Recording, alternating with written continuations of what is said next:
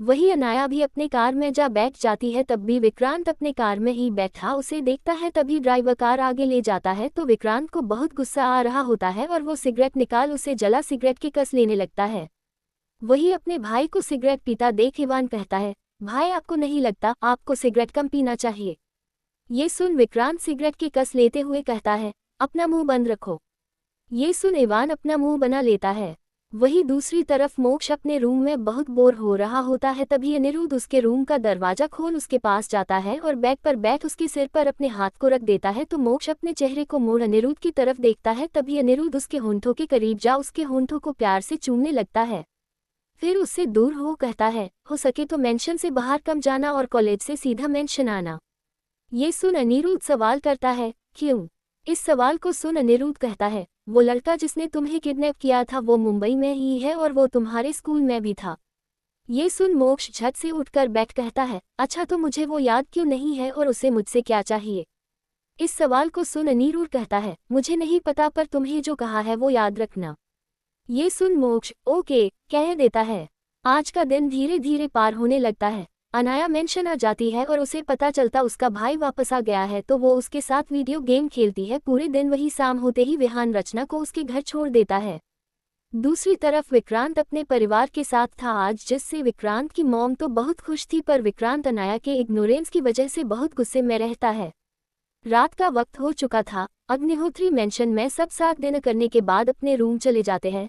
Sanaya washroom जा नहा लेती है और सेक्सी सा नाइट ड्रेस पहन बाहर आती है और अनुराग के पास जा खड़ी हो सवाल करती है, ये नाइटी कैसा है? ये सवाल सुन अनुराग अपने चेहरे को उठा उसकी तरफ देखता है और उसके नाइटी को देख वापस अपने नजरों को झुका कहता है, इतनी रिवीलिंग नाइटी पहनने की जरूरत नहीं है। ये सुन सनाया अनुराग के बगल में बैठ कहती है, क्यों? इस सवाल का अनुराग कोई जवाब नहीं देता है तो सनाया अपने हाथ को उसके सीने के पास ले जा रख कहती है, आपका दिल कर रहा है तो हम वो सब कर सकते हैं। ये सुन अनुराग उसके हाथ को अपने सीने से हटा कहता है, मुझे काम करने दो। ये सुन सनाया अपने नाइटी को अपने जिस्म से निकालने लगती है। सनाया को ऐसा करता देख अनुराग कहता है, क्या कर रही हो? इस सवाल पर सनाया कहती है, गर्मी लग रहा तो कपड़े उतार रही हूँ। ये सुन अनुराग उसके हाथ को पकड़ अपने बाहों में खींच उसे ऐसा करने से रोक कहता है, सनाया मुझे पता है तुम मुझे सेड्यूस कर रही हो पर यह सब करने का फायदा नहीं है। मैं इस रिश्ते में इम्प्रूवमेंट लाना चाहता हूं पर मैं अभी रेडी नहीं हूं। ये सुन सनाया कहती है, क्या मैं सेक्सी नहीं हूं जो इम्प्रूवमेंट लाने के लिए इतना सोच रहे हो आप? ये सुन अनुराग कहता है, बिना प्यार का ये सब करना बस बॉडी सेटिस्फैक्शन कहलाता है। अगर तुम यही चाहती हो तो ठीक है, अपने कपड़े उतार सकती हो। इतना कहने के बाद वो उसे छोड़ देता है तो सनाया कहती है, जब आपको मुझसे प्यार होगा आप खुद करोगे। इतना कहने के बाद अपने तरफ जा वो लेट जाती है और अपने फ़ोन में गूगल खोल देखने लगती है, प्यार कैसे करवाया जा सकता है किसी को। वही अनुराग अपना काम खत्म कुछ वक्त में कर लेता है फिर सनाया की तरफ देखता है फिर उसके करीब जा उसके फ़ोन में झांकता है तो उसके होंठों पर मुस्कान आ जाता है और वो उसके हाथ से फ़ोन ले लेता है तो सनाया मुड़ अनुराग को देखती है। तभी अनुराग उसके फ़ोन को ऑफ कर साइड रख अपने हाथ को उसके कमर पर रख ले जाता है और अपनी आंखें बंद कर लेता है तो सनाया की सांसें रुक सी जाती है और वो अनुराग को एक तक देखने लगती है। तभी अनुराग अपने आंखों को बंद रखे ही कहता है, मुझे घूरना बंद करो और सो जाओ। ये सुन सनाया अपनी आंखों को झट से बंद कर लेती है और उसके होंठों पर मुस्कान छा जाता है। ऐसे ही धीरे धीरे कर कुछ दिन बीत जाते हैं। अनुराग और सनाया के बीच का रिश्ता धीरे धीरे इम्प्रूव कर रहा था। वही मोक्ष कॉलेज और कॉलेज से सीधे मेंशन आ जाता क्योंकि वो अनिरुद्ध को कोई प्रॉब्लम में नहीं डालना चाहता था। वही अनिरुद्ध को वो लड़का और उसके पेरेंट्स के बारे में भी पता चल जाता है, साथ ही उससे ये सच भी पता चल जाता है कि वो मोक्ष को पसंद करता है। तो अनिरुद्ध उसके डैड से कांटेक्ट करता है और सारा मैटर सेटल कर देता है। मनन के डैड उसे फॉरेन भेज देते हैं ताकि वो कुछ उल्टा सीधा हरकत ना करे पर मनन फॉरेन तो चला जाता है पर बस अभी के लिए उसके दिमाग में अब भी मोक्ष का जुनून सवार ही था।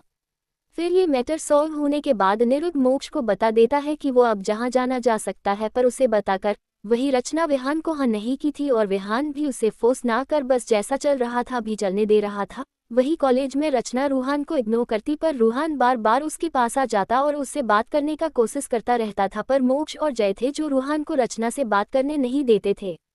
वही माही का प्यार जय के लिए दिन ब दिन बढ़ता जा रहा था। दूसरी तरफ अनाया अब भी विक्रांत को इग्नोर कर रही थी और उसका इग्नोरेंस से विक्रांत का गुस्सा दिन ब दिन बढ़ता जा रहा होता है और जो उसके पास आता तो उसका सामत ही लिखा होता था। साथ ही विक्रांत अब अपने करीब किसी को आने नहीं देता क्योंकि अब उसका जुनून पागलपन सब अनाया ही बन चुकी थी। दूसरी ओर आदित्य जय के साथ कभी बहुत क्रूर बन जाता तो कभी बहुत सॉफ्ट। आदित्य को समझना जय के लिए बहुत मुश्किल हो रहा था, पर उसे आदित्य से प्यार भी होने लगा था। पर उसे पता था आदित्य के लिए वो बस उसका खेलने का सामान है, एक दिन वो उससे बोर हो जाएगा, इसलिए जय अपना ध्यान बस पढ़ाई और दादी पर लगाने का कोशिश करता रहता था। वहीं आदित्य के करीब कोई लड़की आती भी तो उस लड़की के करीब जाते हुए भी बस उसे जय का याद आता और आखिर में वो बहुत जल्द ही उस लड़की से बोर हो वापस जय के पास जाता था। जय उसके लिए ऐसा नशा बनता जा रहा था जिसके बिना अपनी लाइफ को इमेजिन करना आदित्य के लिए मुश्किल होता जा रहा था। शाम का वक्त हो चुका था। कॉलेज की छुट्टी होने के बाद सभी स्टूडेंट जाने लगे थे। वही रचना को लाइब्रेरी से एक बुक लेना था, इसलिए वो अपने दोस्तों को कॉलेज की कैंटीन के पास वेट करने का कह वो लाइब्रेरी चली जाती है। वहां जा वो बुक इश्यू करवाने के बाद लाइब्रेरी से बाहर निकल जाती है और कॉलेज से कैंटीन की तरफ जाने को होती है, तभी कोई उसके मुंह पर अपने हाथ को रख देता है, फिर वहां से ले जाने लगता है। कॉलेज खाली था इसलिए कोई रचना को बचाने नहीं आते हैं। वही रचना के मुंह पर हाथ रखा था तो उसका दम घुटने लगता है, साथ ही वो खुद को आज़ाद करने का भी पूरी कोशिश कर रही होती है।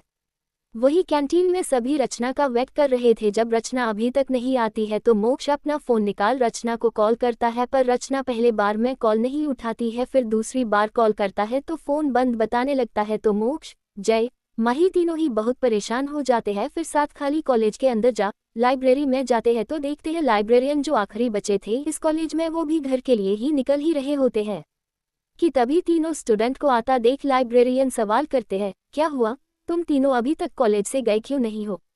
इस सवाल को सुन माही कहती है, सर वो रचना लाइब्रेरी आई थी बुक इश्यू करने पर, अब तक वो आए नहीं बाहर तो हम तीनों उसे देखने आ गए।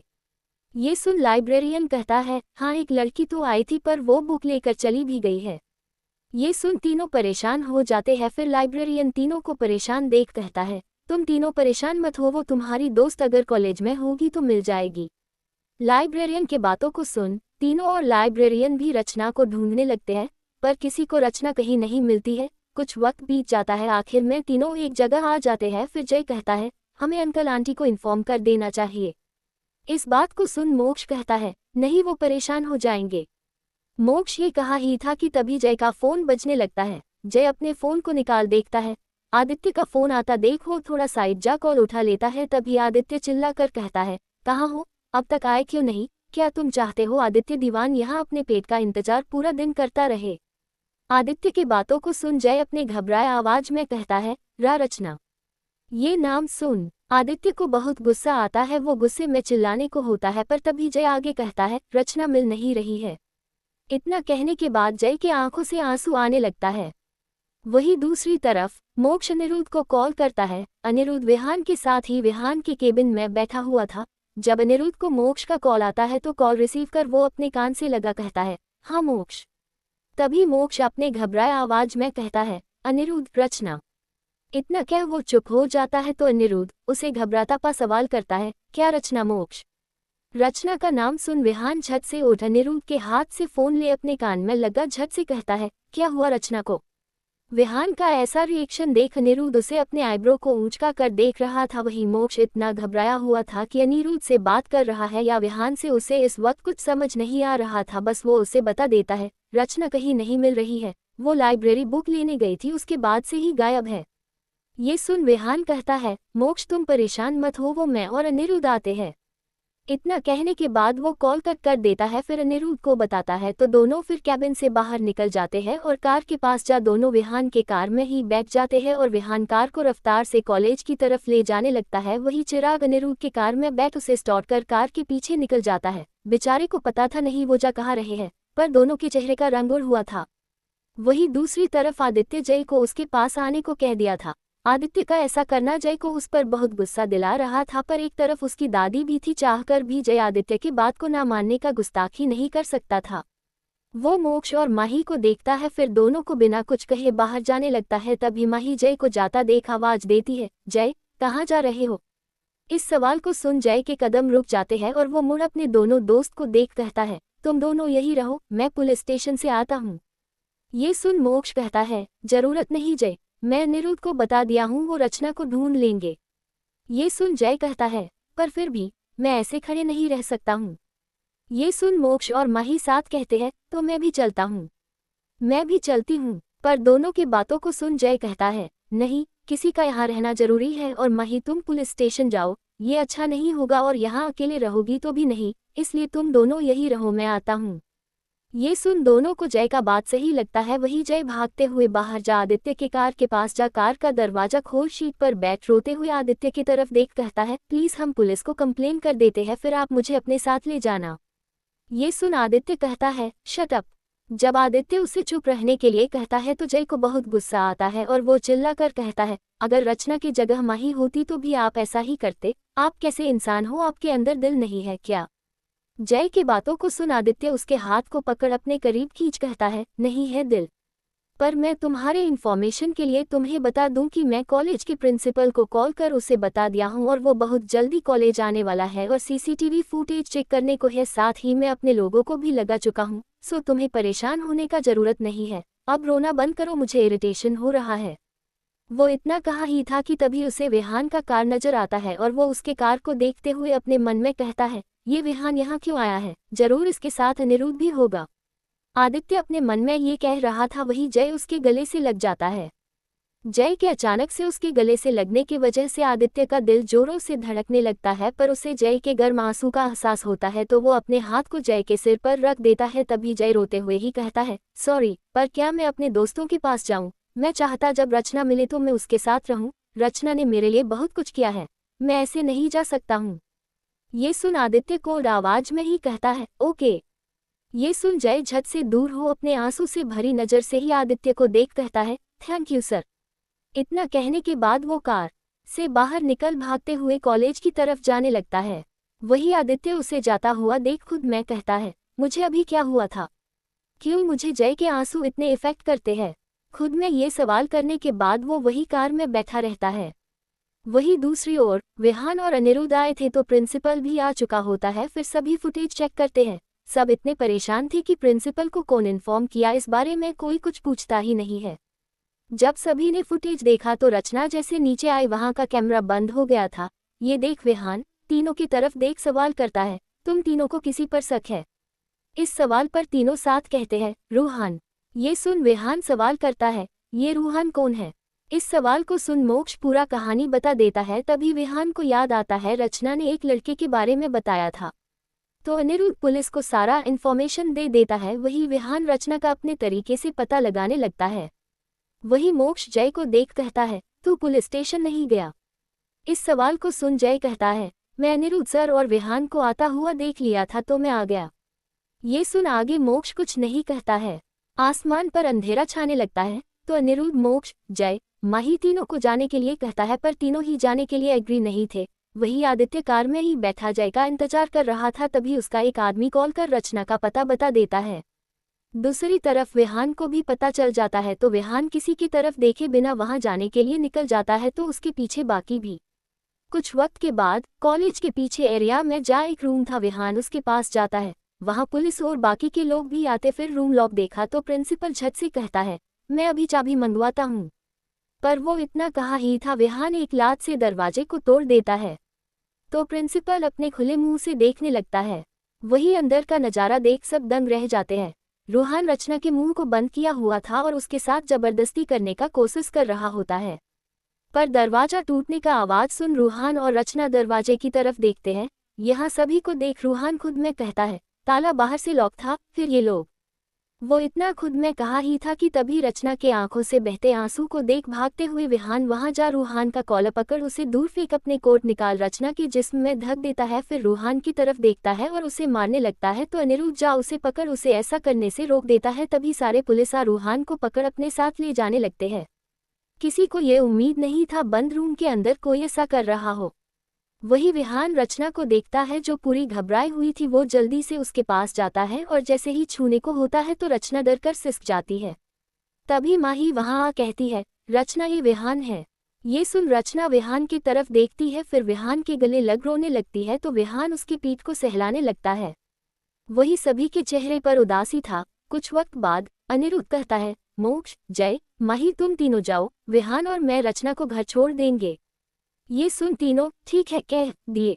फिर माही अपने हॉस्टल चली गई। मोक्ष जय को अपने साथ चलने को कहा पर जय मना कर दिया तो मोक्ष बाइक ले चला गया। वही जय उदास मन से ऑटो लेने को था पर आदित्य अपने कार को उसके पास ले आता है। ये देख जय हैरान था पर फिर वो कार के अंदर जा बैठ जाता है। जय के उदासी से भरे चेहरे को देख आदित्य कार स्टार्ट कर देता है पर कुछ बोलता नहीं क्योंकि उसे अपने आदमियों से पता चल गया था उन्होंने अंदर देखा क्या था। वही प्रिंसिपल भी जाने लगता है और विहान रचना को अपने गोद में उठा लेता है और अपने कार के अंदर जा उसे बैठा देता है। वही अनिरुद्ध चिराग के साथ कार में बैठ जाता है पर वो विहान को ही देखे जा रहा था। उसे देख अनिरुद्ध को समझ आ गया था वो रचना के लिए फील करने लगा है। वही विहान रचना को अपने साथ ले जाते हुए उसका मूड ठीक कर रहा था ताकि रचना का मूड उसके घर आने तक ठीक हो जाए। पर तभी रचना कहती है, क्या आप मेरे साथ अब भी रिलेशन में आना चाहते हैं? इस वक्त ऐसी बात सुन विहान कहता है, हाँ, पर तुम अचानक से ये सवाल क्यों कर रही हो? ये सुन रचना कार के विंडो से बाहर देखते हुए कहती है, आप मेरे नोवेल वाले हीरो की तरह हो। जब भी मैं प्रॉब्लम में होती आप मुझे बचाने आ जाते हो। मुझे भी आपसे अब प्यार होने लगा है, बस मैं डरती हूँ कहीं मुझे प्यार के बदले दर्द ना मिले। ये सुन विहान कहता है, रचना मुझ पर भरोसा करो, तुम्हें प्यार के बदले कभी दर्द नहीं मिलेगा। ये सुन रचना विहान की तरफ देखती है और हल्का सा मुस्कुरा देती है। 6 महीना बाद 6 महीने में रचना उस इंसिडेंट को भूल गई थी। रूहान को भी अपने किए पर बहुत पछतावा था। वो अमीर परिवार से बिलोंग करता था इसलिए वो अधिक दिनों तक जेल में तो नहीं रहा पर उसे अपनी गलती का रियलाइजेशन हो गया और वो रचना से अपने किए का माफी मांग लेता है। विहान तो उसके पूरे परिवार को बर्बाद कर देना चाहता था पर रचना उसे माफ कर दी और विहान को ऐसा कुछ करने नहीं कही। वही रूहान ने अपना कॉलेज भी चेंज कर दिया। फिर दूसरी ओर अनाया का एग्जाम आने वाला था। इन 6 महीनों में वो विक्रांत को पूरा इग्नोर की थी पर वो कहाँ जाती विक्रांत वहां से दिख ही जाता था पर विक्रांत अब उसके पास नहीं जाता। जब विक्रांत उसे इग्नोर करने लगा तो अनाया को अच्छा नहीं लग रहा था पर फिर भी वो अपने एग्जाम में लगी हुई थी। वही आदित्य और जय के बीच का रिश्ता अब तक ट्रैक पर नहीं आया था। आदित्य जय के साथ वैसा ही बर्ताव करता पर आदित्य के दिल में जय के लिए जगह बन गया था इसलिए उसकी तकलीफ से उसे बहुत तकलीफ होता। वही सनाया और अनुराग के बीच धीरे धीरे प्यार बढ़ने लगा था और मोक्ष अनिरुद्ध के बीच भी। पर कहते हैं ना, प्यार को नजर लगते हुए वक्त नहीं लगता है। यही हुआ मोक्ष और अनिरुद्ध के रिश्ते में। संडे का दिन था। मोक्ष आज मेंशन में अकेला था। अनाया ग्रुप स्टडी के लिए अपनी दोस्त के घर गई हुई थी, वहीं बाकी तीनों अपने काम में। मोक्ष अकेले बहुत बोर हो रहा था तो वो अनिरुद्ध को कॉल करता है पर मीटिंग में होने की वजह से वो कॉल पिक नहीं कर पाता है। जब अनिरुद्ध कॉल पिक नहीं करता है तो मोक्ष अपने फोन को साइड में रख लेट जाता है और खुद में कहता है, संडे क्यों आता है? खुद में सवाल करने के बाद वो उदास होता है। तभी मोक्ष का फोन बजने लगता है। मोक्ष को लगता है अनिरुद्ध होगा इसलिए वो झट से अपने फोन को उठाता है पर जब वो स्क्रीन को देखता है तो किसी का नंबर से कॉल आ रहा होता है। वो झट से कॉल उठा अपने कान से लगा कहता है, हेलो। तभी कॉल के दूसरे तरफ से एक लड़का हेलो कहता है। ये आवाज मोक्ष को बहुत जाना पहचाना सा लग रहा था। वो उठकर बैठ अपने नर्वस आवाज में सवाल करता है, कौन हो तुम? इस सवाल पर लड़का कहता है, इतनी जल्दी भूल गए, हम मिले थे ना सिंगापुर में। ये सुन मोक्ष को सब कुछ याद आने लगता है और गुस्से में कहता है, तुम्हारा हिम्मत कैसे हुआ मुझे कॉल करने का? ये सुन मनन कहता है, तुम गुस्सा क्यों हो रहे हो? मैं वैसा कुछ नहीं करूंगा इस बार, बस तुम्हें एक सच बताना चाहता हूँ। ये सुन मोक्ष कहता है, मुझे सच? कौन सा सच? इस सवाल को सुन मनन कहता है, यही कि तुम्हारे पेरेंट्स का सुसाइड करने का रीजन क्या था। ये सुन मोक्ष गुस्से में कहता है, मुझे नहीं जानना है, अब मुझे कॉल मत करना नहीं तो बहुत बुरा होगा। ये सुन मनन कहता है, तुम बेवकूफ़ हो मोक्ष, अगर तुम्हें नहीं जानना तो ठीक है, पर जब तुम्हें पता चलेगा तो अनिरुद्ध से तुम्हें नफरत हो जाएगा। इतना कहने के बाद मनन कॉल कट कर देता है। वही मोक्ष मनन की बातों को सुन हैरान था। वो मनन को वापस कॉल कर देता है। वही मनन जो अपने हाथ में फोन लिए बैठा था उसके होंठों पर मुस्कान छा जाता है। फिर वो कॉल उठा कहता है, क्या हुआ? ये सवाल सुन गुस्से में मोक्ष सवाल करता है, तुमने ऐसा क्यों कहा? तुम मुझे बस अनिरुद्ध से अलग करना चाहते इसलिए ऐसा कर रहे हो ना? मोक्ष के इस बात को सुन मनन कहता है, मुझे पता था तुम ऐसा कुछ ही बोलोगे। वैसे मैं तुम्हें खुद से नहीं बताऊंगा क्योंकि मेरे बातों पर तुम्हें भरोसा तो होगा नहीं तो तुम खुद ही पता लगा लो। वैसे अनिरुद्ध ने कहीं सेफ जगह पर उस कैश फाइल को रखा होगा ताकि तुम देख ना लो। इतना कहने के बाद मनन फिर कॉल कट कर देता है। मनन के बातों को सुन मोक्ष खड़ा होता है और अनिरुद्ध के रूम जाता है। मोक्ष को ये करना ठीक नहीं लग रहा था पर वो फिर भी उसके रूम में तलाशी लेने का सोचता है। वो अनिरुद्ध के पूरे रूम में देखता है, फिर सारे सामान को वापस वैसा ही कर स्टडी रूम जाता है और वहां जा पूरा चेक करता है, पर उसे कुछ नहीं मिलता। तभी उसे मनन की बात याद आती है, तो उसे अनिरुद्ध का फार्म हाउस का ख्याल आता है। हर रूम खुला हुआ था एक रूम छोड़कर। उस रूम के बारे में मोक्ष अनिरुद्ध से पूछा था तो वो कह दिया था बस कुछ जरूरी पेपर्स है इसलिए ये बंद है। तो फिर मोक्ष पेपर से रिलेटेड अधिक कुछ नहीं पूछा था, पर अनिरुद्ध के चेहरे का रंग बताते वक्त बदल गया था, जिसे मोक्ष नोटिस तो किया था पर अधिक रिएक्ट नहीं किया। उस दिन को याद कर वो अनिरुद्ध को कॉल करता है, तो अनिरुद्ध जो मीटिंग में था वो मीटिंग को रोक फोन उठा कहता है हाँ मोक्ष। तभी मोक्ष पहले पूछना चाहता था अनिरुद्ध से ही, पर फिर वो कहता है मैं आपके फार्म हाउस में अपने दोस्तों के साथ पार्टी कर सकता हूँ, रचना का बर्थडे आ रहा है। रचना का बर्थडे तो आ ही रहा था, पर मोक्ष ने रचना के बर्थडे के लिए कुछ और सोचा था। वही अनिरुद्ध कहता है मोक्ष किसी बैंक्वेट में अरेंजमेंट में करवा देता हूँ। ये सुन मोक्ष कहता है पर मुझे वही करना, वहाँ प्रॉब्लम क्या है। मोक्ष इतने रूखेपन से कह रहा था तो अनिरुद्ध कह पड़ता है ऐसा कोई बात नहीं है, तुम वहाँ करना चाहते हो तो ठीक है, जब जाना होगा तो मैं तुम्हें वहाँ का चाबी दे दूंगा। ये सुन मोक्ष कहता है मुझे अभी चाबी चाहिए, मैं वहाँ जा सोचना चाहता हूँ क्या अरेंजमेंट और कैसे करूँ। ये सुन अनिरुद्ध कहता है मैं सब करवा दूंगा, अभी जाने का तुम्हें जरूरत नहीं है। जब अनिरुद्ध ऐसा कहता है तो मोक्ष को अब मनन का बात सच लगने लगता है और वो गुस्से में कहता है मैं चला जाऊंगा तो क्या होगा, क्या मैं वहाँ अपने मन से कभी भी जा नहीं सकता हूँ। मोक्ष के ऐसे चिल्लाने से अनिरुद्ध को कुछ समझ नहीं आता है। मोक्ष को हुआ क्या है, वो कह पड़ता है ठीक है मैं चिराग को भेजता हूँ। ये सुन मोक्ष कहता है आप उन्हें सीधा फार्म हाउस भेजिए, मैं भी वही जा रहा हूँ। ये सुन अनिरुद्ध कुछ कहता कि तभी मोक्ष कॉल कट कर देता है। वही अनिरुद्ध अपने सामने खड़े चिराग से कहता है फार्म हाउस का कि ले चले जाओ और हाँ याद रखना उस रूम के अंदर मोक्ष ना जाए। ये सुन वो ओके सर कहता है। वही अनिरुद्ध अपने मन में कहता है इसे अचानक से हो क्या गया है। अपने मन में इतना कहने के बाद वो उन सभी की तरफ देखता है जो उसे ही देख रहे थे, तो वो अपने आप को ख्यालों से निकाल मीटिंग पर फोकस करने लगता है।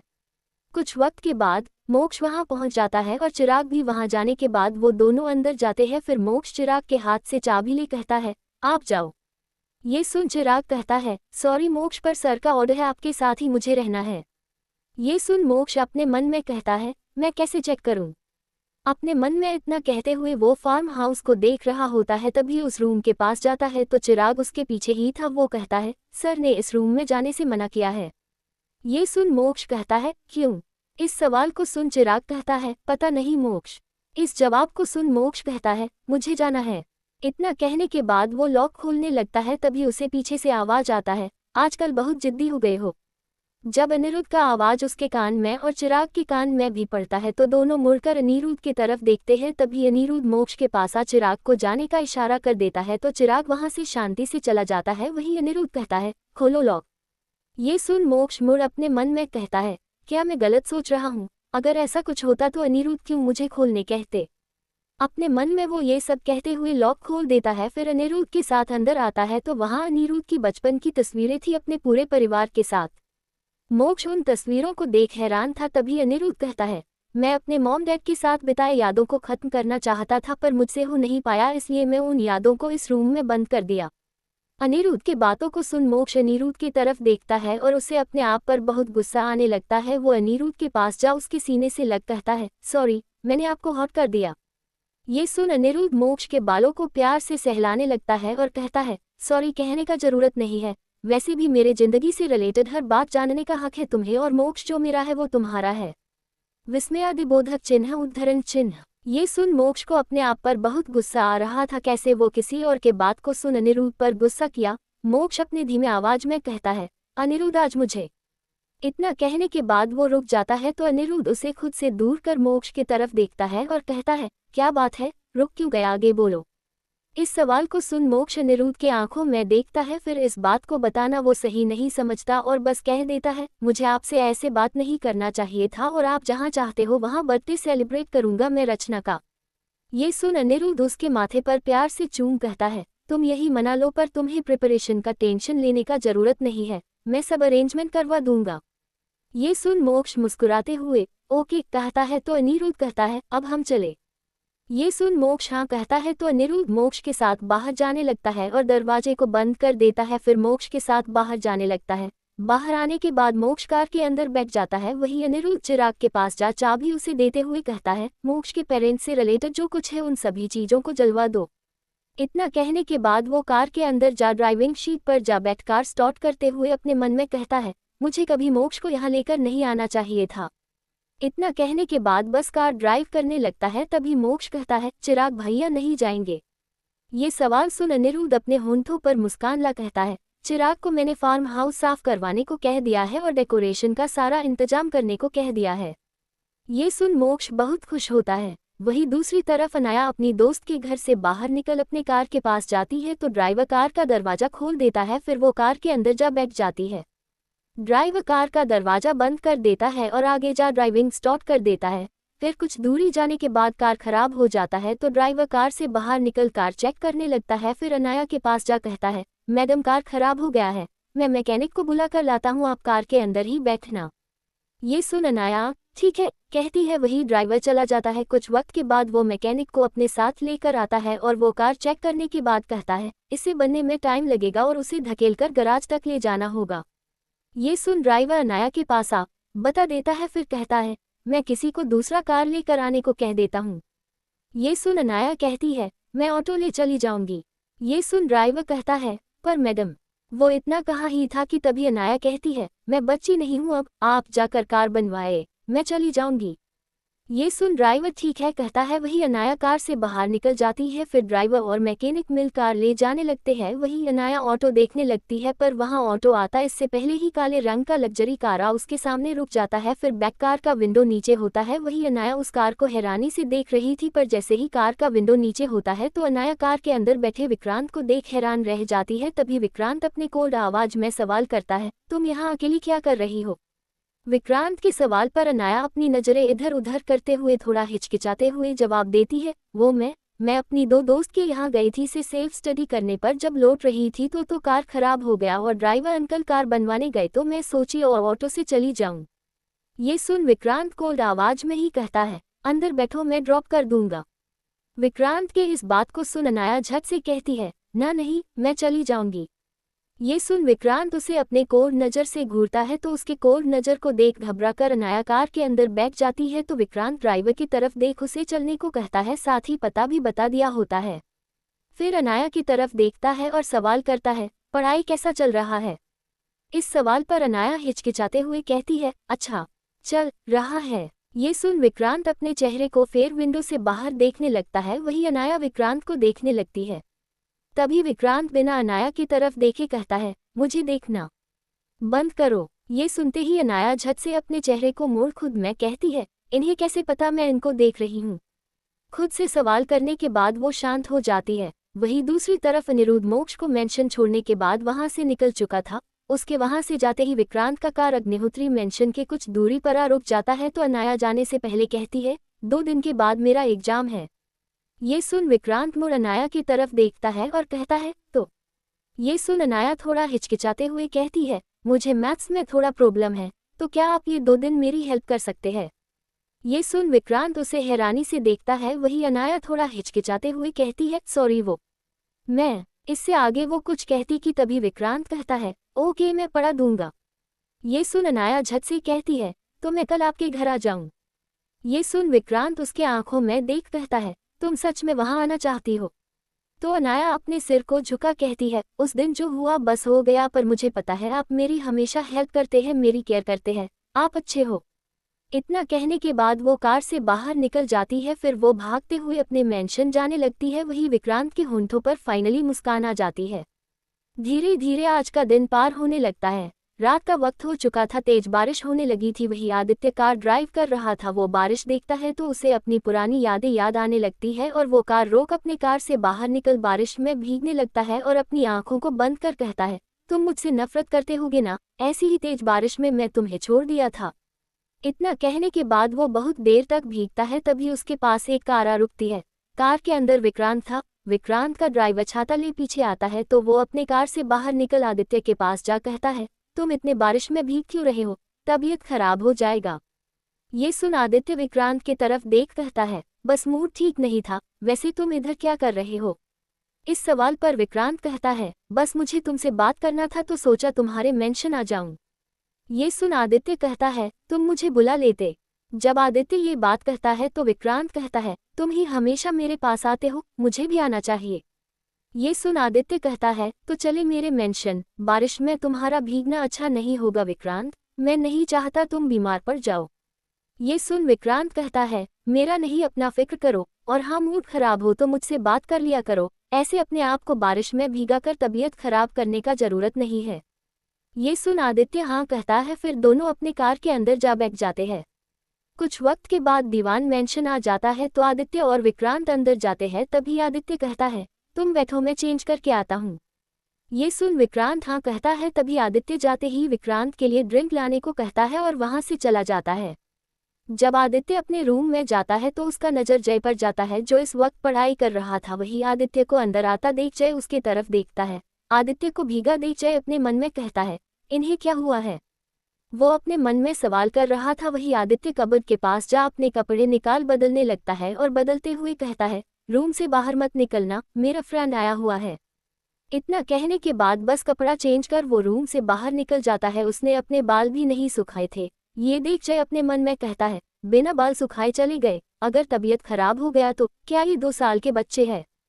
इतना कहने के बाद वो गहरी सांस भरता है। वही आदित्य हॉल में आ जाता है। फिर विक्रांत के साथ बैठ अपने लिए भी पैक बना उसे पीते हुए कहता है, क्या बात करना था तुझे। ये सुन विक्रांत कहता है, पहले तुम बताओ तुम्हारा मूड क्यों खराब है। विक्रांत के इस बात को सुन आदित्य कहता है, कुछ खास नहीं, बस पास्ट में जो मेरे पास एक पेट था मुझे उसका याद आ गया। जब आदित्य ये कहता है तभी विक्रांत को उस पेट का याद आता है जो आदित्य के बहुत करीब था, पर एक दिन वो गायब हो गया था। विक्रांत सवाल करता है, वो पेट कहाँ चला गया था, क्या वो तुम्हें छोड़ कहीं चला गया था। विक्रांत के इस सवाल को सुन आदित्य कहता है, पेट अपने मालिक को कभी छोड़कर नहीं जा सकता है, चाहे उसका मालिक कितना ही क्रूर क्यों ना हो। ये सुन विक्रांत कहता है, फिर क्या वो मर गया था। इस सवाल को सुन एक सरकास्टिक स्माइल के साथ आदित्य कहता है, मैं उसे छोड़ दिया। ये कोई बड़ी बात विक्रांत ने नहीं सुनी थी। आदित्य हमेशा यही करता, जो उसे पसंद होता वो उसे एक टाइम में खुद से बहुत दूर कर लेता था। विक्रांत गहरी सांस भरते हुए कहता है, आदित्य तुम्हें ऐसा नहीं करना चाहिए, क्यों तुम अपने आप को हमेशा तकलीफ पहुंचाते हो। ये सुन आदित्य ड्रिंक करते हुए कहता है, इन छोटी छोटी चीज़ों से किसे तकलीफ होती है विक्रांत, वैसे भी जो पसंद होता है वो बस हमें डिस्ट्रैक्ट करता है, और आदित्य दीवान को डिस्ट्रैक्शन पसंद नहीं है। ये सुन विक्रांत के पास कोई शब्द नहीं बचते हैं कहने के लिए। वो एक गहरी सांस भर सिगरेट जला उसकी कस लेने लगता है। तभी आदित्य कहता है, वैसे तुम्हें कुछ बात करना था। इस सवाल को सुन विक्रांत अनाया के बारे में सोचते हुए कहता है, अगर आदित्य कोई किसी रीजन से इग्नोर कर रहा हो पर फिर वो खुद मिलने का बोले तो इसका क्या मतलब होता है। ये सुन आदित्य हंसने लगता है। आदित्य को हंसता देख विक्रांत उसे हैरानी से देख कहता है, तुम हंस क्यों रहे हो। इस सवाल को सुन आदित्य अपने हंसी को कंट्रोल करते हुए कहता है, मुझे नहीं पता था विक्रांत चौहान को कोई लड़की इग्नोर कर सकती है। जैसे ही आदित्य ये बात कहता है ड्रिंक का ग्लास उठा कहता है, नहीं मैं ये अपने लिए नहीं पूछ रहा हूँ। विक्रांत का जवाब सुन आदित्य कहता है, ओह विक्रांत मुझसे झूठ।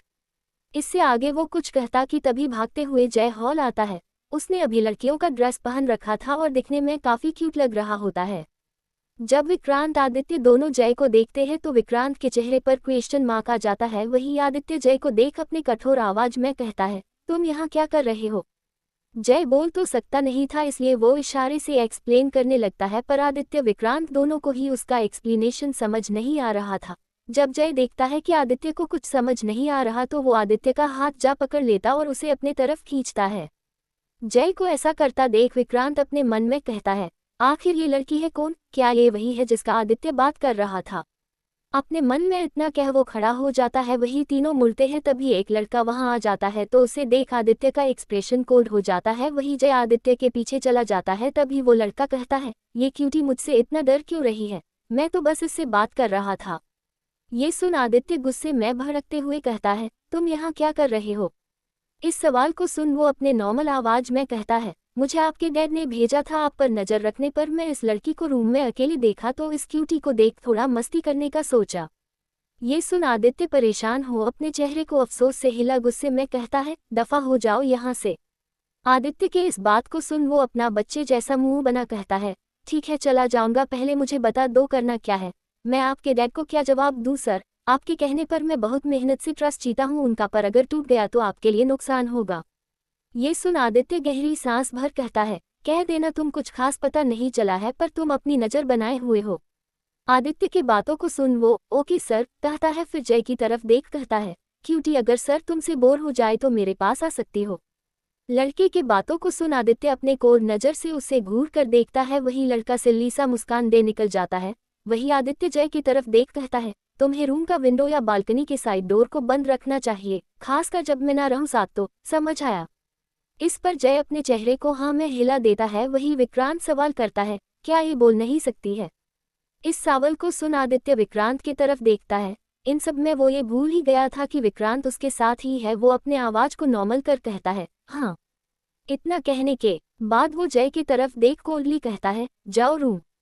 तो वो शांति से जाने लगता है। वही आदित्य विक्रांत के बगल में बैठ कहता है, यही वो लड़की है? क्या तुम इससे अब तक बोर नहीं हुए या ये तुम्हारे दिल पर राज करने लगी है?